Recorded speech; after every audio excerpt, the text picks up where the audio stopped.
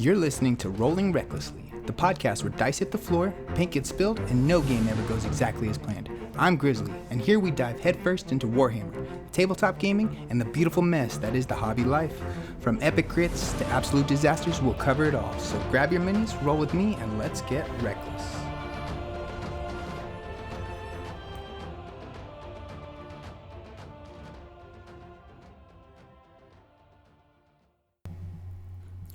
Welcome back to Rolling Recklessly, the podcast where we dive into the hobby lore and gameplay of Warhammer Age of Sigmar. I'm your host Robert, or Grizzly if you've been here for a while, and today we're getting tactical with one of the most important skills in 4th edition, Control. This edition has completely changed how we think about winning the game. Gone are the days of bravery and battle shock deciding the fight. Now it's all about control scores, board presence, and smart positioning. Whether you're running an elite force or endless hordes, mastering objective control is what separates a close game from a commanding victory. We'll break down what control really means in Age of Sigmar, how different armies use it to their advantage, and some lessons players are learning as the new edition matures. Along the way, we'll look at how top players are approaching it through the 3 major events, the Season of War GT2, the Sydney GT, and LVO XII, to see how those tournaments lists reflect the new flow of the game. We've also got some big news from the Hellsmiths of Hashut, one of the most exciting new armies to hit the Mortal Realms this year. The full wave is dropping this week. Urkhan, the first of the daemonsmiths, the new battle tome, daemonsmiths, war despots, bull centaurs, infernal cohorts, the dominator engine, deathstreaker rockets battery, and infernal razors and hobgods vandals. I'm especially hyped for Urkhan. That model looks incredible. I actually picked up the Hellsmiths of Battleforce box last week, and I'm looking forward to getting it built just in time for these new releases. On the local front, we've got hobby updates, recent games, and more prep for our upcoming Spearhead League at J&J. So whether you're painting, driving, or just rolling dice in spirit, sit back and get ready, because today we're talking about how to command the battlefield itself. And this is episode 18, The Art of Control. Kicking things off this week, we're heading north into Canada for Season of War GT2. Hosted by the fantastic crew behind the Season of War YouTube channel, the event ran October 18th and 19th, bringing together 38 players for 5 rounds of hard-fought games. The top table showed just how much 4th edition has reshaped how people approach control and list building. In first place, we have Devin Cortman with his Soulblight Gravelords, running the Bacchanal of Blood subfaction. This list was dripping with theme and blood, focusing on vampires and mounted elites that can both hit hard and control the space. The list ran Prince Vordry, Radikar the Beast, Blood Knights, and a Varanguard Lord alongside Luca Vi, the Mother of Nightmares. What's so striking here is how balanced the threat saturation is. Vordry brings devastating magic and charge power, while Radikar and his Nightguard anchor the center and refuse to die. Between multiple healing mechanics, mobility, and that signature Soulblight recursion, it's no surprise Devin managed to take a clean 5-0 finish. This list shows exactly why Soulblight are thriving in 4th edition. They dominate the board through momentum. Once they sink their claws in, they don't just win fights, they dictate where the fights happen. Add in Radikar's ability to buff and Vordry's speed and damage output, you've got a near-perfect blend of mobility and staying power. In second place, we've got Michael Rausch from the Burning River Boys, finishing 4-1 with the classic Fire Slayers list running Scales of Volcatrix. The army was built around the Magma Drop trifecta, a Rune Father, a Rune Son, and a Rune Smiter, all mounted and backed by reinforced Hearthguard Berserkers. What really stood out was his inclusion of the Skyport Profiteers Regiment of Renown, bringing in a Codewright and Grunstock Thunderers from the Caradron Overlord's range. It's a clever bit of tech that gives the Fire Slayers something they typically lack, ranged utility. Those Thunderers can clear chaff, threaten objectives, and soften up targets before the Magma Drops crash in. This was a great example of adapting to the new meta and utilizing a solid regiment of renown as a tool to make up for what you're lacking. Fire Slayers thrive when they can survive the first hit and counterpunch hard, and Michael's list does exactly that, all while adding a few sky-dwelling allies to help keep the pressure from a distance. A showing and proof that the Doradin Firelords are far from extinct. Rounding out the top 3, we've got Michael Dodsworth of the Avatars of Anguish. Also going 4-1 with another Fireslayers list, but this one's got a spicy twist. Pure Magmadroth spam, 4 mounted heroes across the army, backed by multiple Hearthguard Berserkers units, with a Flame Strike pole axes that fiery damage punch.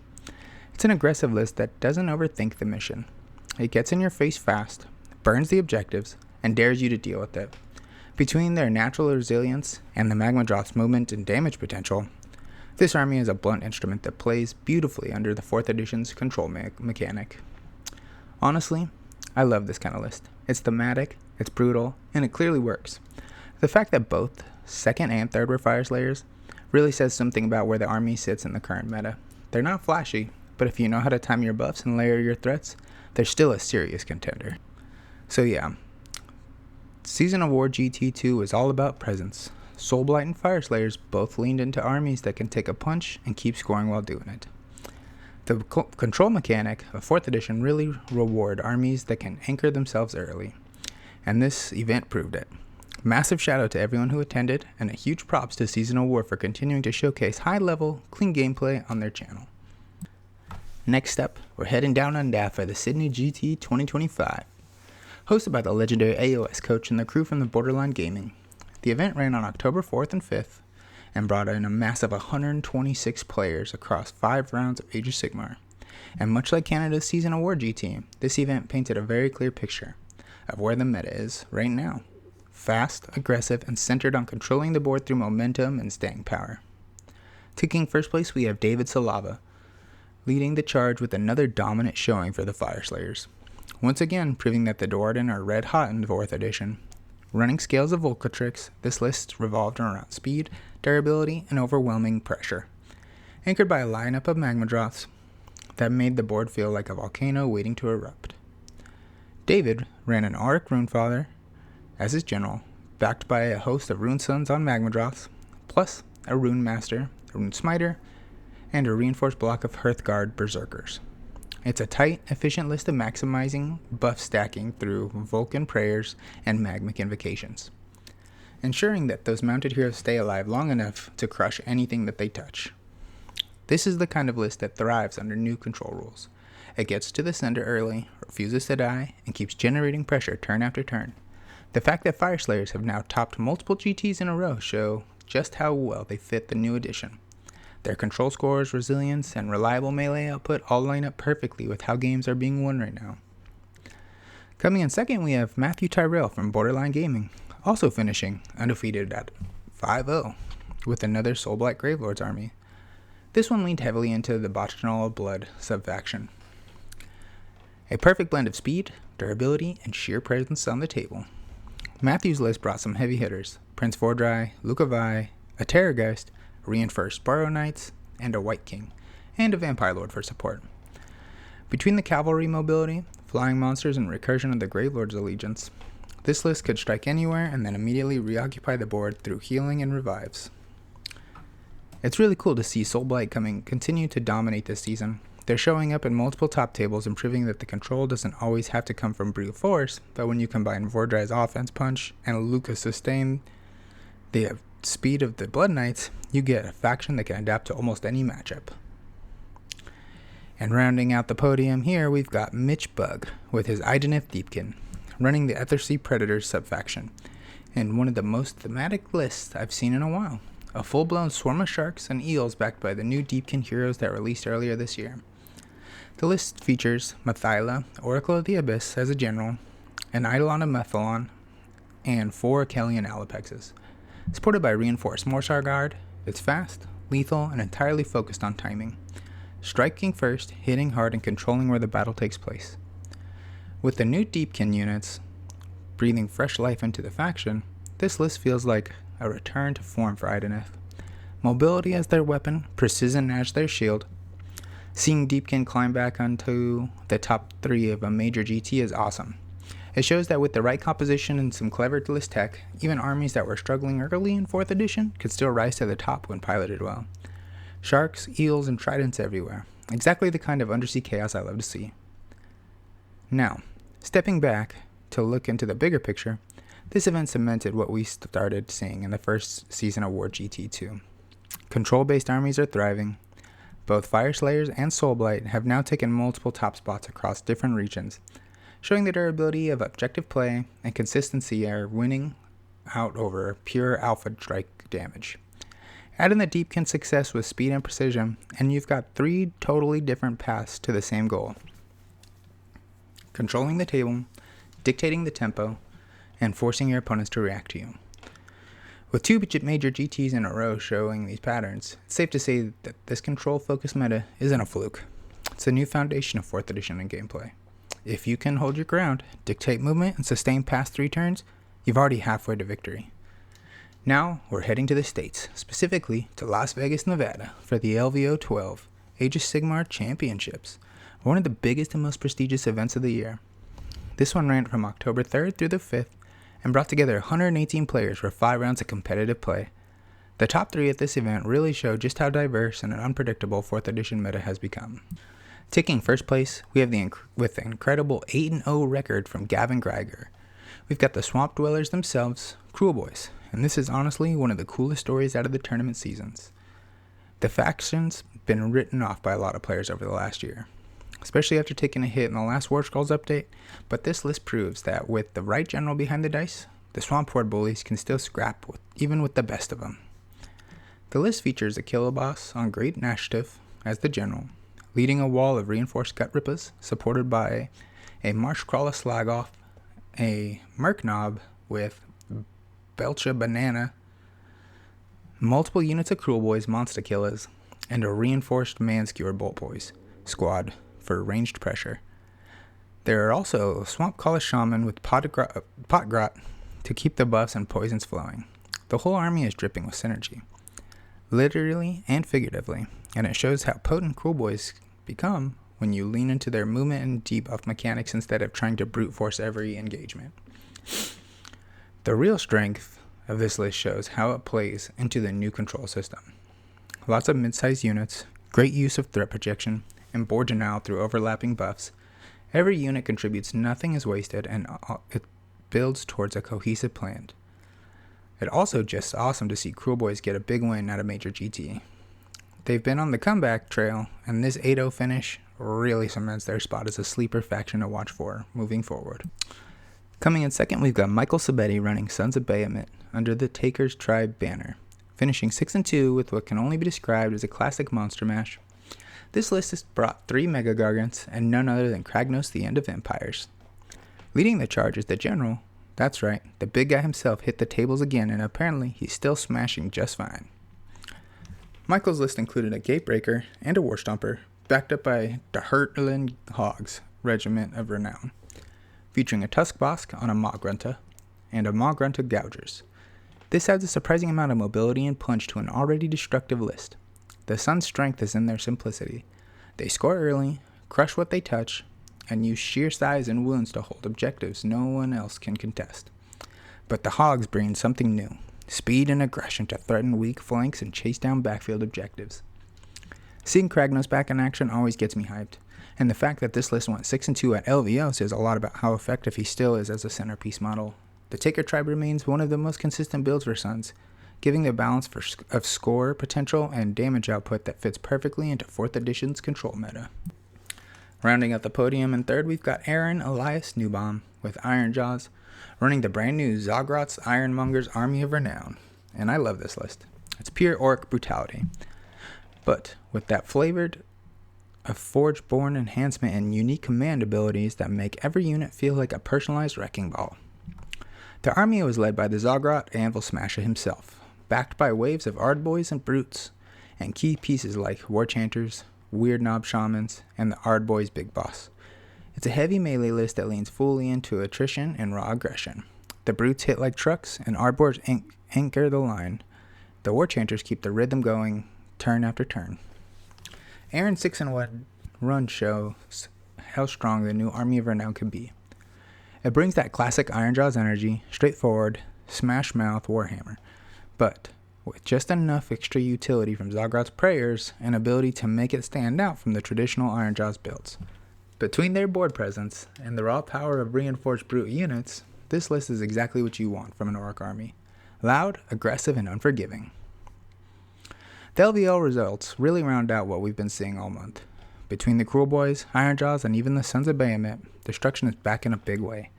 Every one of these armies thrives on presence. They take the board, they force the issue, and they win by being impossible to ignore.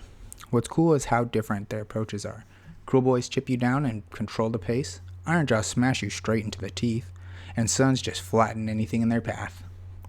It's also worth noting that all three of these armies fit neatly into the current control-heavy meta we've been seeing across every major GT this month. Whether it's the swampy cunning of the Cruel Boys, the unbreakable might of the Gargants, or the raw aggression of the Ironjaws, destruction armies are absolutely thriving in 4th edition. And for players who've stuck with them through the ups and downs, it's finally paying off.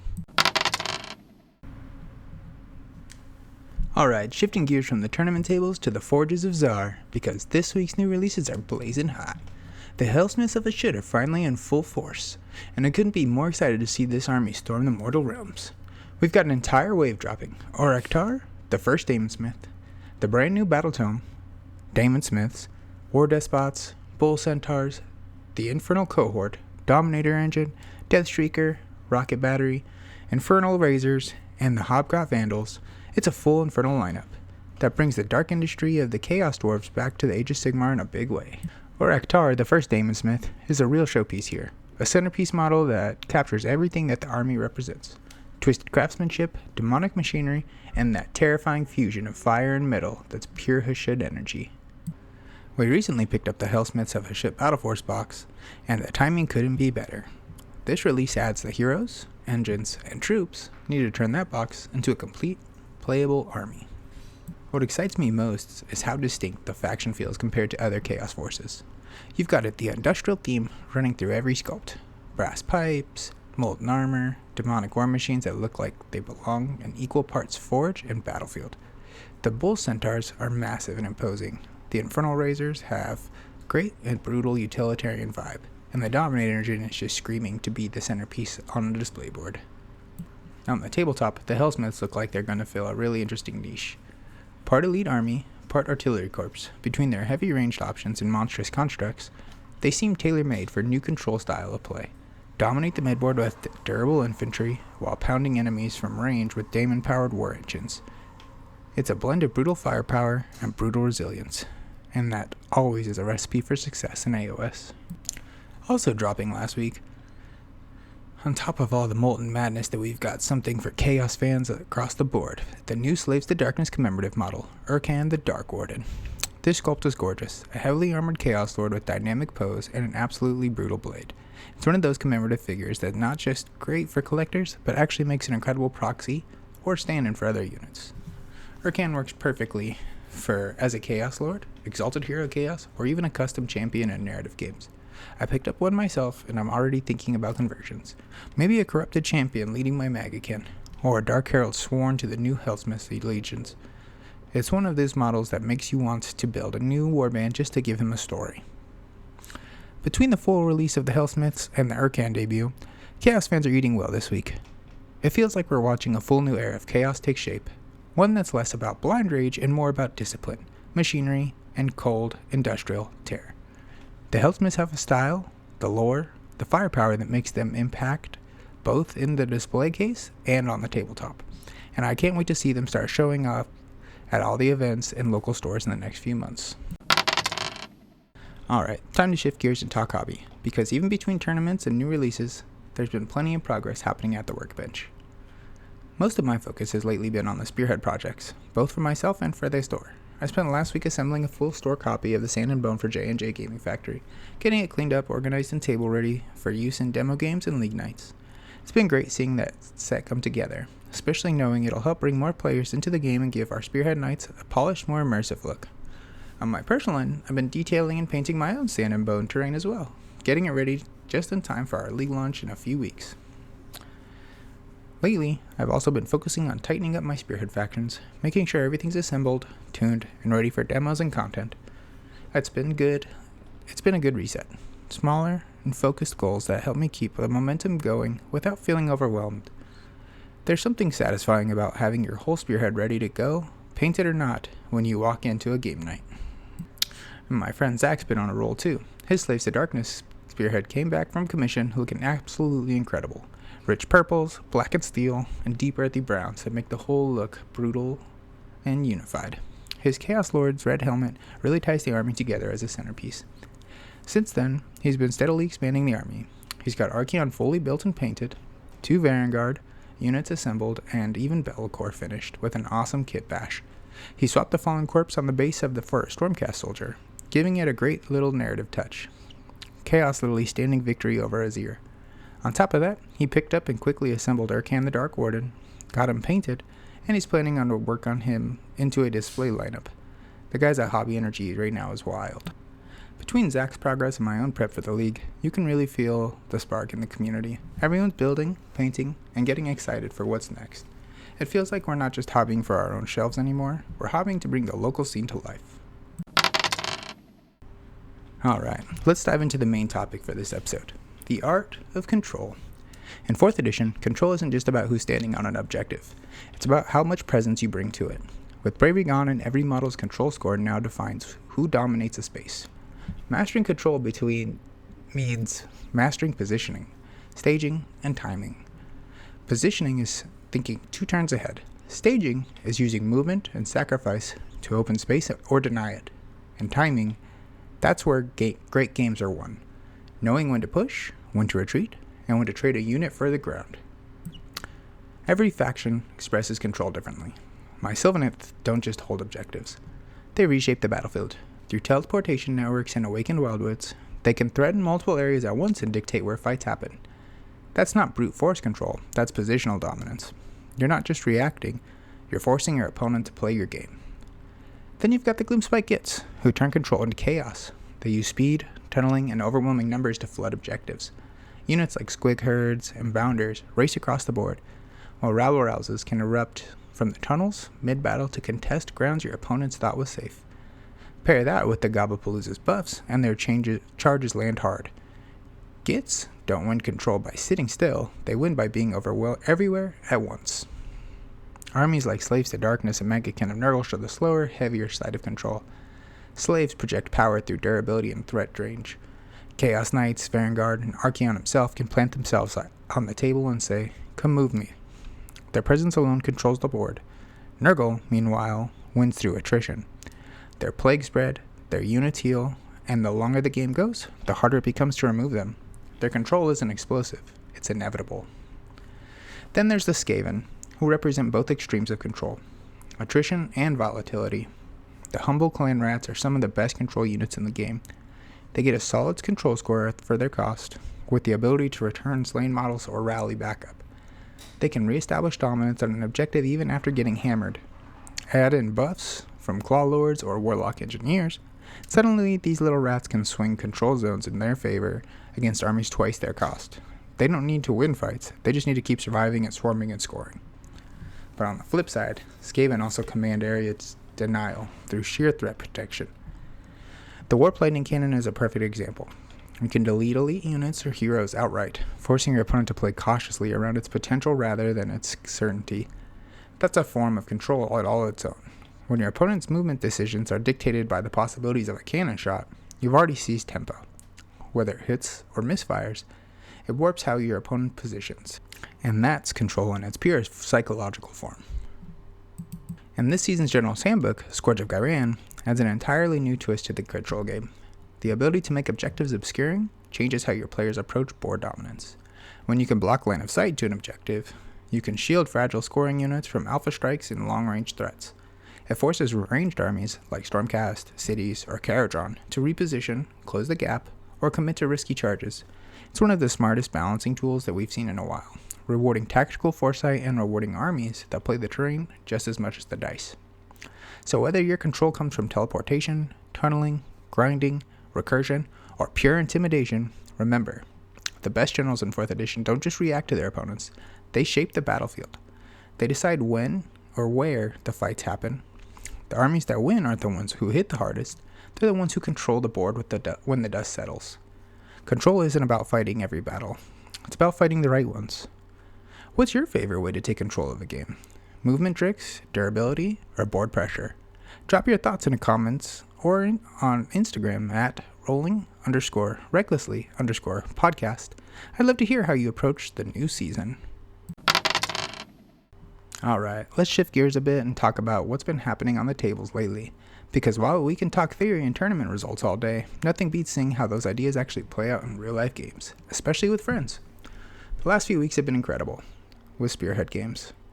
And honestly, the energy at J&J Gaming Factory has been incredible. Mondays and Tuesdays are starting to feel like proper Warhammer nights. People showing up with painted armies, other than just getting started, and everyone eager to throw dice. It's been the best kind of chaos. I've gotten a lot of games in myself. One of my favorites was a close one between my Sylvaneth and Zach's newly commissioned Slaves to Darkness Spearhead. His army looks fantastic, black and purple with a hint of red on the Chaos Lord's helmet. He had a classic heavy armored pressure coming right up the middle, but Sylvaneth managed to pull out a win by playing the long game, dancing around the objectives, teleporting, and controlling space. It was one of those games where every move mattered, and it really showed the difference between brawling and board control. Then, I ran my Snarl Pack Hunters against Zach's Slaves, and this one flipped the script. The Wolves came out swinging and dominated the board. The Gits absolutely shredded across objectives. Taking full advantage of their speed and mobility, it ended 17-7 in my favor, and the pack earned every point. That match really highlighted just how nasty the Hunters can be when you use their movements to apply pressure instead of just trading blows. After that, we set up a third game, Megakin vs. Slaves to Darkness, and that one was shaping up to be a classic. Unfortunately, we didn't get to finish it, but the rounds we played, it was tight and competitive all the way through. His Chaos Knights really shined once they dropped in during turn 2. Nurgle's counterpunch and disease stacking kept things brutal. It felt like anyone's game right up until we called it. I also got in a few games with Jesse. We ran Nurgle's Bleak Host against the Skaven's Fast Claw Pack, and that one was a grind. His Skaven pulled it off in the end. His Warlock Engineer absolutely overperformed, while I tried to keep my Plague Bearers and Blight Kings from getting gunned down. The very next game, though, I got some revenge. My Sylvaneth went up against his Warp Spark Claw Pack, and this time, the tree stuck back. Turn 1, my Tree Lord blew up his lightning cannon, and the Kurnoth Hunters just ran wild from there. He held on strong with Clan Rats on objectives, though. Those things are deceptively tough to clear. They really show why Skaven are so strong in the current control meta. What I love most about these games, though, is seeing how much everyone's improving. The strategies are sharper, the lists are cleaner, and everyone's starting to build their own style.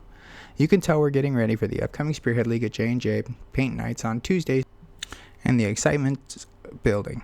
I'm really looking forward to making Tuesday nights our official Warhammer Day. Painting, playing, and maybe even running some narrative missions once the league gets going. If you're local and you want to stop by, and haven't yet, come check us out. Whether you're new, curious, or a veteran looking for a game, the J&J community's been incredible. Tons of friendly faces, good games, and a lot of laughter. It's a perfect time to jump in. And I'll throw it to you guys. What's been your favorite control, play, or comeback moment lately? Maybe a sneaky teleport, a big rally, or that one unit that just refused to die. Let me know on Instagram or drop it on Discord. I love hearing from your guys' game stories. Alright, before we wrap up today's episode, let's talk about what's coming next. Next time on Rolling Recklessly, we'll be diving back into the lore with Broken Realms, The Shattered Aftermath, Part 2. Last episode, we covered the fallout from the Necroquake and the rise of the new powers, but we've still got 2 major Broken Realms books left to explore. We'll look at how these events reshaped the Mortal Realms, the shifting alliances that followed, and the sparks that lit the path toward the era of the Beast. It's going to be a deep lore dive, so if you enjoyed Part 1, you won't want to miss it. And as always, I just always want to say thank you to everyone for listening, subscribing, and sharing the show. The support from this community has been amazing, and from the Paint Nights to J&J Gaming Factory to the messages on Instagram, YouTube comments, and the growing Discord server, this podcast keeps growing because of you guys. And I can't thank you enough for being part of it. If you haven't yet, follow along on Instagram at rolling_recklessly_podcast and YouTube at Rolling Recklessly for updates, clips, and community highlights. And be sure to join the Discord. That's where we chat armies, hobby progress, and set up games for the upcoming Spearhead League. Until next time, may your crits be high, your paint never dry, and your rolls ever reckless.